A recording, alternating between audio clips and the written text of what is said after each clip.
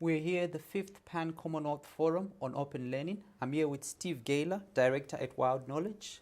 Afternoon, Stephen. Good afternoon. Steve, could you please give us a brief history of the use of mobile devices in UK schools and universities?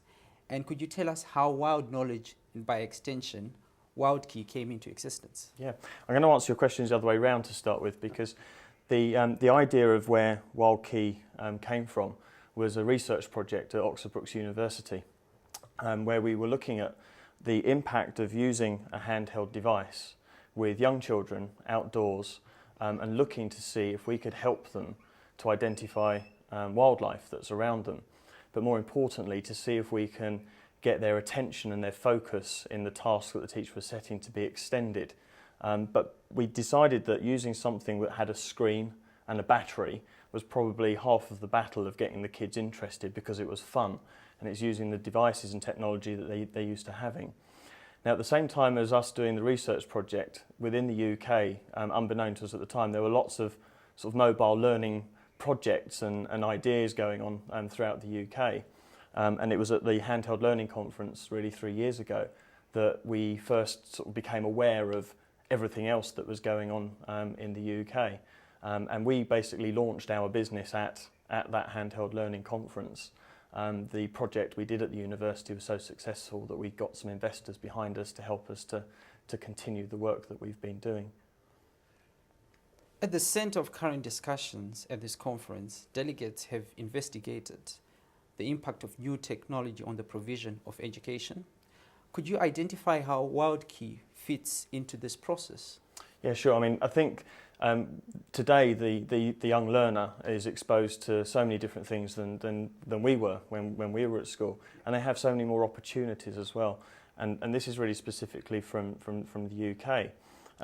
You know, children at a very young age are exposed to this sort of technology, and it's how we harness what they are already doing from an educational point of view. And that's really the thinking behind the entire product suite that we've developed. Is it has to be simple for the child to use, but it also has to be simple for the teacher to use. Because if it's not easy for the teacher, and we know how precious their time is, they're not going to use it. But at the same time, we know that this technology is passionate. You know, children are passionate about using these things, and that's really where we're coming from. We're just trying to bring the use of a handheld device into an educational setting with some real educational functionality and purpose behind it. So in essence, how can WildKey's products assist teachers? Okay, I'll give you an example. We work very closely with a large project in the UK based in Wolverhampton called Learning to Go. And they've recently, they take their children on a field study every year to Tenby. It's a historic town. And the children traditionally every year have taken reams and reams of paper with them to do surveys of the buildings that they may come across. So what we did was, if I just show we created something for them, a building form. So instead of having to fill in a sheet of paper for every building, they've now got an online form here where it allows them to create dates, location, the name of the person recording, and then we've populated drop-down lists, so such as walls, what material are they made out of, what's the roof shape, and so on and so on. But what we're also able to do is to really enrich that recording inspiration, the recording experience, by taking a GPS location, so we know where they're standing when they've taken this recording.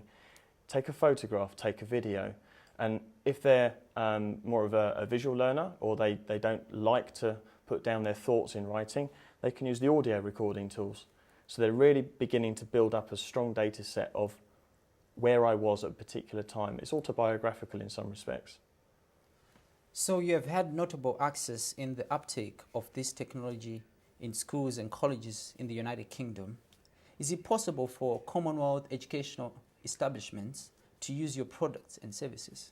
Yes, I mean, I think as internet access becomes easier for other nations within the Commonwealth, the ability to access what we have and the tools that we provide will become more and more. At the moment, we're fairly restricted to only using devices that are PDAs, smartphones, Windows mobile devices. But by the end of the year, we envisage any device that can access the internet through a browser will be able to use our applications in some form or another. And we also think that the idea of allowing children to create their data, uploading it into a central portal, but more importantly sharing that information with other schools or other universities around the world will enable us to sort of really start some really interesting community-based projects. Something as simple as a travel survey. How did you come to school or university today? If you have, say, 50 schools across the world doing that survey in 1 week, the data that is brought back from that becomes a very interesting and rich sort of learning environment, because it's real data. It's stuff that the children have been involved in. So can these services be in other languages, or? At the moment, the main tools are all in English, but the content that can be created through either WildMap, WildForm, or indeed WildKey, you will be able to create the content in the language of your choice.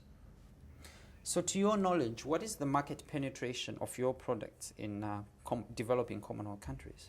At the moment, we've been pretty much UK-based.